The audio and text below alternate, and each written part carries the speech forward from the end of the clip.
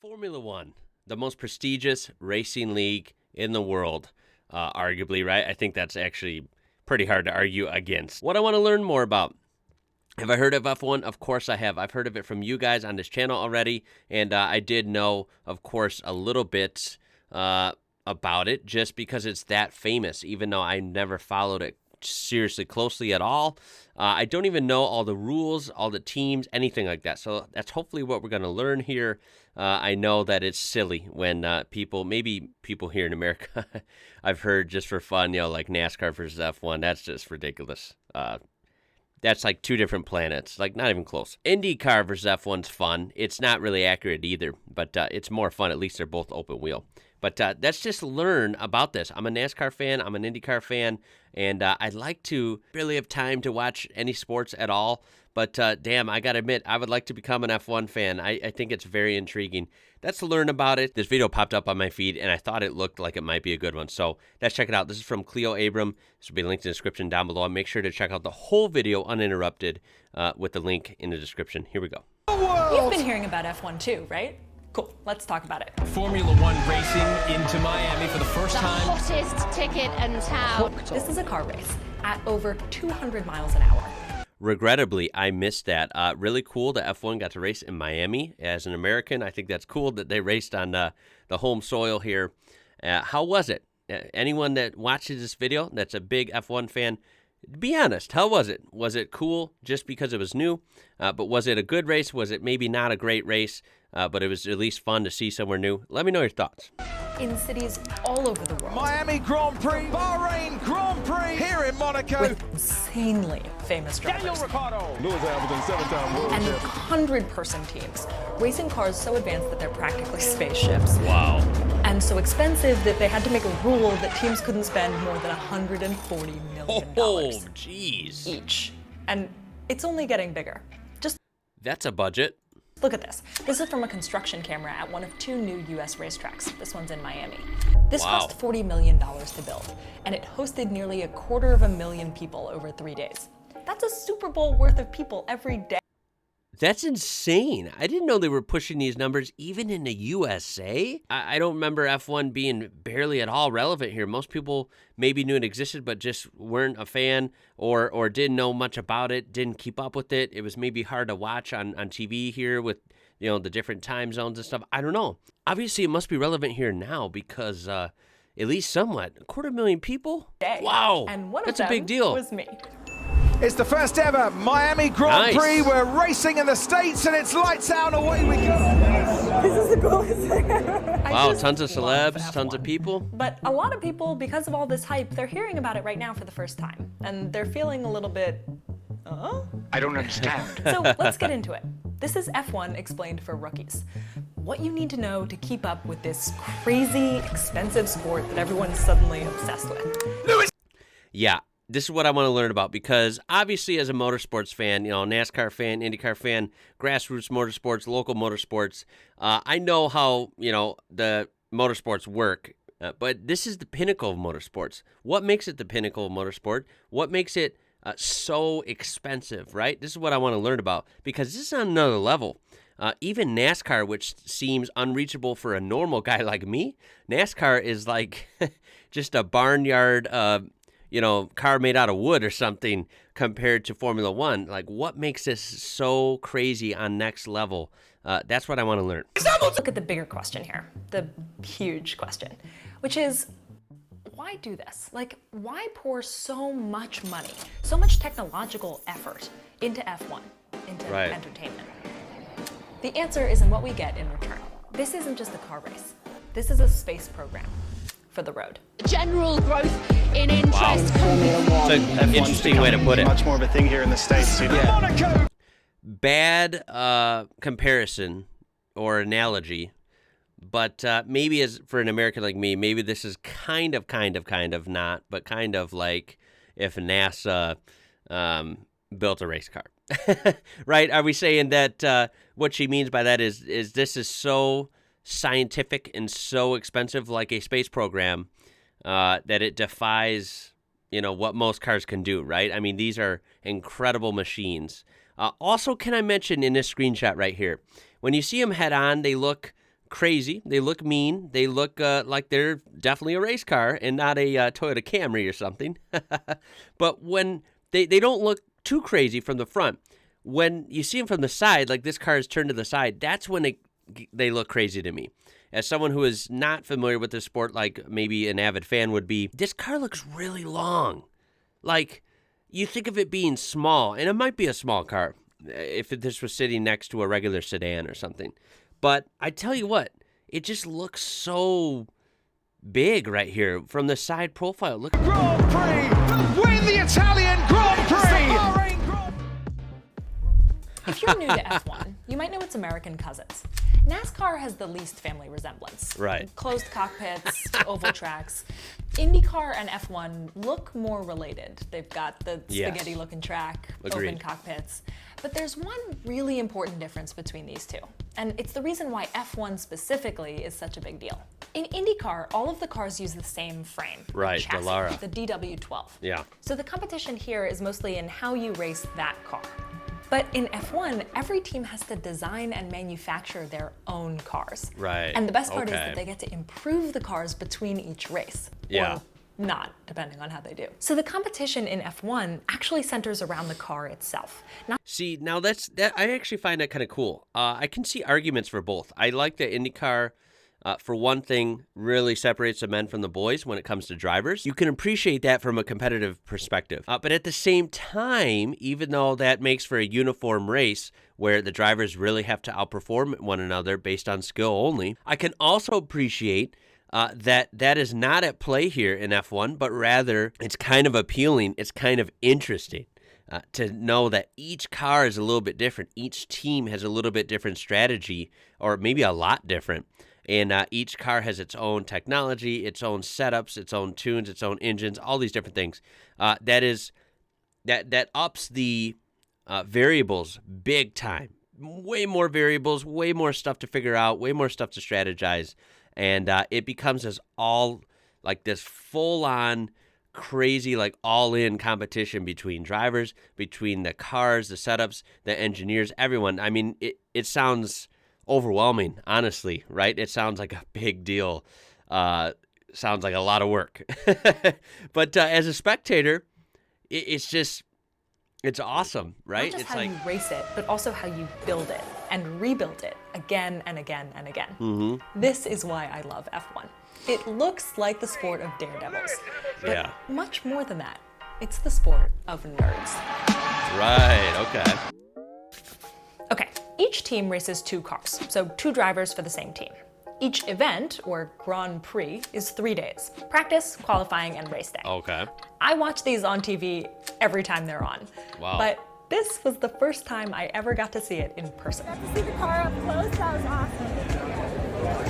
Wow. Now I imagine that would be incredible in person. I mean, most races are. It's just so fun to go in person to anything, even a local little cheap race car race. But this would be outrageous, I imagine. I'm inside the Mercedes garage. Truly, I have never had more fun at a sporting event and seen less of what was actually going on. So right now they're about to do a practice pit.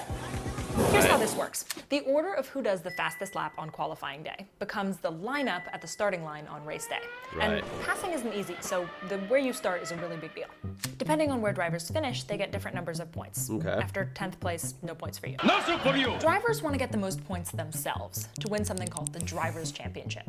But teams want to get the most points total to win the Constructors' right, okay. Championship. The 2 championship thing actually kind of makes for funny mismatched incentives sometimes. You can Yeah. hear it on the radio when teams have one strategy, like they want to let drivers pass each other, and drivers get really mad about that.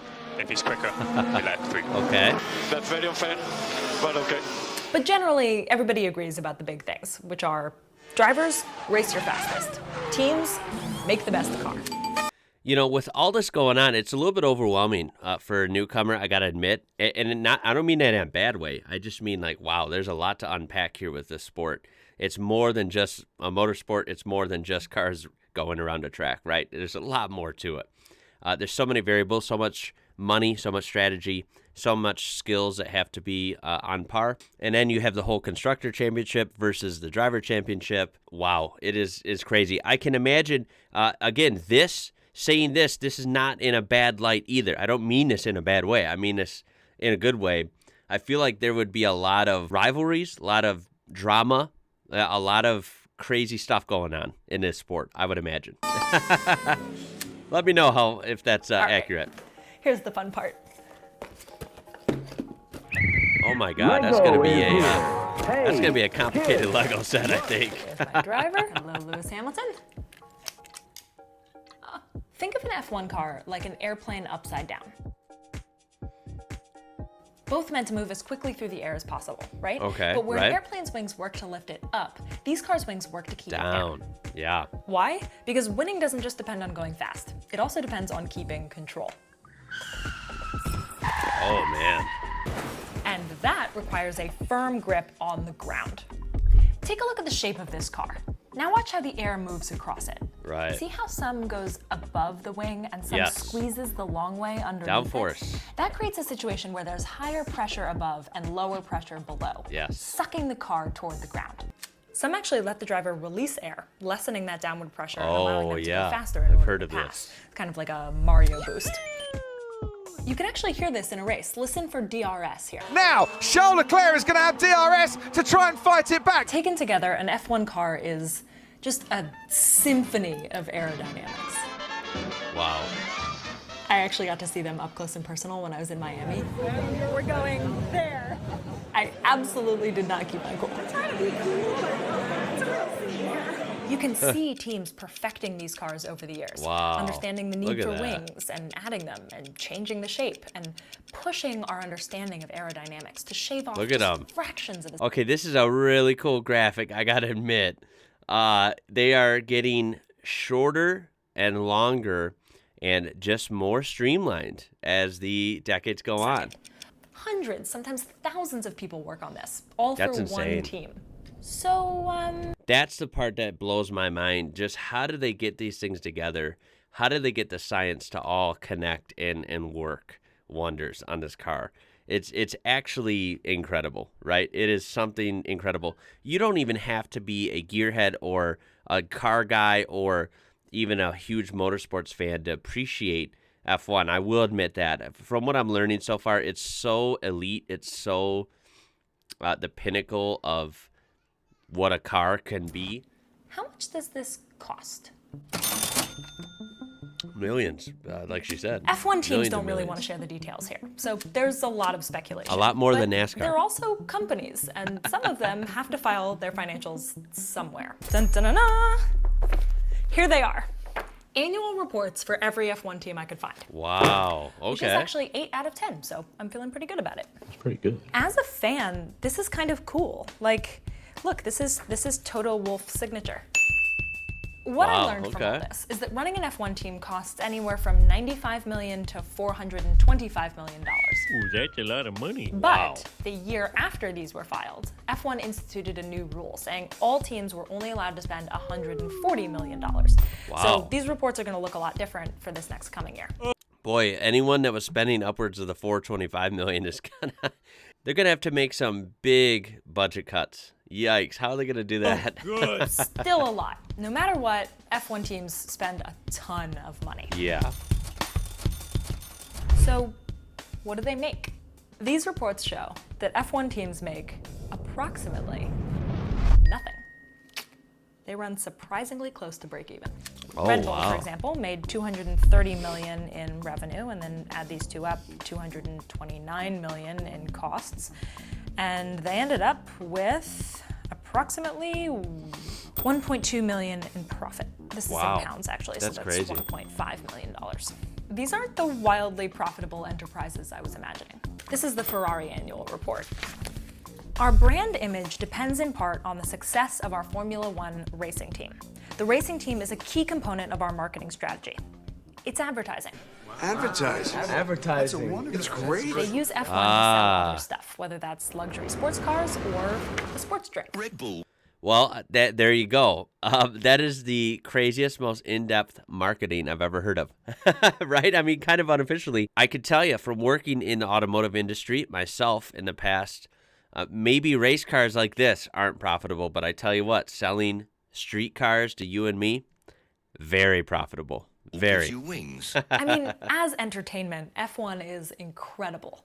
But a lot of people do feel that it's somewhat wasteful. How much does a Formula One car cost? Than F1. It's kind of crazy to think about how much work we as a species put into entertaining ourselves.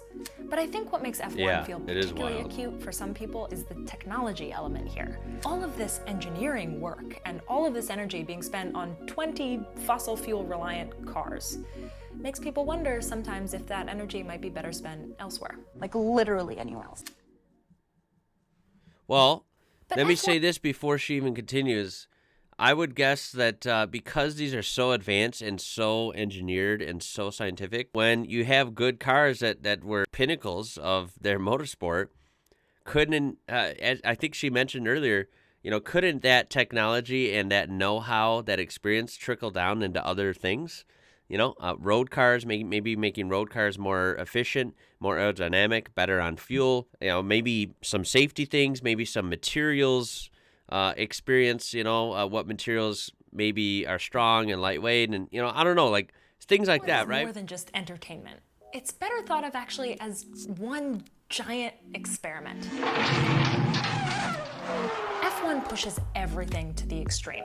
What do you need to create to compete at this level, to keep control at these speeds, to keep the driver safe in these conditions? The idea is that the technology that they build ends up trickling down to all of us non-race car drivers. My question was, is this actually true or does it just sound good? I wanted to find specific car parts that were developed for F1 and then ended up in my car. Right. The more research I did, the more complicated it got. Right. People often talk about paddle shifters, for example. Yeah. But those were actually developed decades before F1. F1 teams just made them better. Oh, Same wow, I didn't for know that. active suspension, anti-lock brakes, traction control. What I found was that F1 was less trickle-down and more flywheel. F1 combines technologies that might already exist and then pushes them to an extreme, Okay. making them better in the process and then inspiring, or literally manufacturing, better tech for all of us. For example, take thermal efficiency, the percentage of energy from combustion that actually makes the car go, as Okay. opposed to being lost to heat. Right. Most combustion road cars have a thermal efficiency between 20 and 30%, which means only a third of the energy actually makes the car go. Oh, wow. F1 cars can't refuel during a race, so there's a very strong incentive for them to be efficient. Wow. They're at about They can't refuel during a race? Oh, my God. I did not know that. That's weird. Okay. 50% now, thanks to new hybrid engines. Dang. Gains that have been dragging the rest of the car industry forward. Or Okay. data collection. Sensors on F1 cars collect huge amounts of information and then feed it back to the driver and the team. Wow, They didn't okay. invent a lot of these systems, but they use them in ways that they've never been used before. And that's actually getting more and more important as we move potentially towards self-driving cars. This is the real promise of F1, and it all stems from that original requirement to build their own cars. Basically, we'll do all of this research and development, and we'll create new technologies and also combine all of the cutting-edge tech, and we'll push it to its limits and develop it further, and you don't even need to pay for it. We'll race these things against other groups of engineers doing exactly the same thing in this crazy round-the-world sport that lots of people really love, that is actually, at the end of the day, the biggest, most expensive group project science competition of all time. Interesting way to put it, but People kind of debate accurate, whether or right? not. Wow. I think once you see the promise of F1, it allows you to think differently about lots of things. We need people working far beyond the edge, like pulling forward the limits of what we can do. The question now is, what do we need to learn next? Yeah. Well, again, this is outsider perspective. I don't know much about it like someone who watches this would. But let me say, just from a couple graphs that was shown here and then just using logic, using my head, like other motorsports or any sport, honestly, or any technology that would evolve over time, these have evolved crazily, right? If you look at a Formula One car, it seems like they're at a crazy point. How do they go further? I mean, I guess it's always possible to go further to push the envelope, but dang, I mean, it's going to take some real inventive thinking. Have they reached like a threat?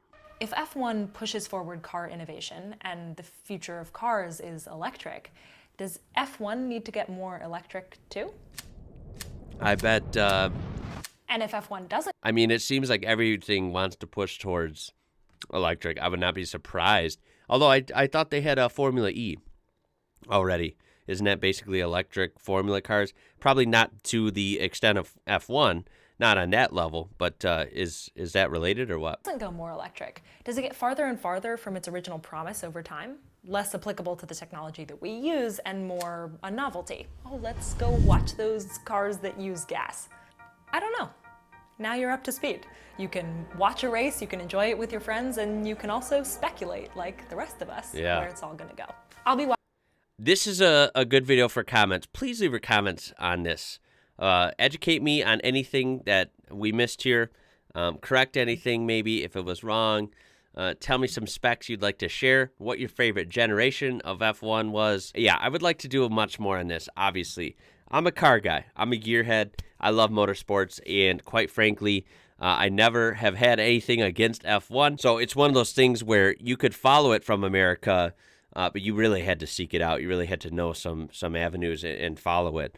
But most people just didn't. It wasn't that easy to follow if you weren't looking for it, right? So yeah, I'm always eager to learn about stuff like that. Really cool to learn a lot in this video. This is very well done. Please check out the original video here in its entirety, uninterrupted, with that link in the description. Well worth your time. I mean, this was awesome. This was a great kind of condensed explanation of what it is. It is a crazy sport. Lots of tech, lots of science, lots of people, lots of money. It's just kind of mind-blowing. It is a little overwhelming. It's like, whoa, this goes deep. This is a crazy sport. Please leave a thumbs up, a like on this video if you learned something. I bet someone watching this learned something. Please throw a thumbs up on that. And of course, you can subscribe, join our amazing community here, and never miss a fun video like this. I'll see you down in the comments. With that being said, guys, my name is Ian. You're watching IWrocker. Until next time, guys, I'll catch you later.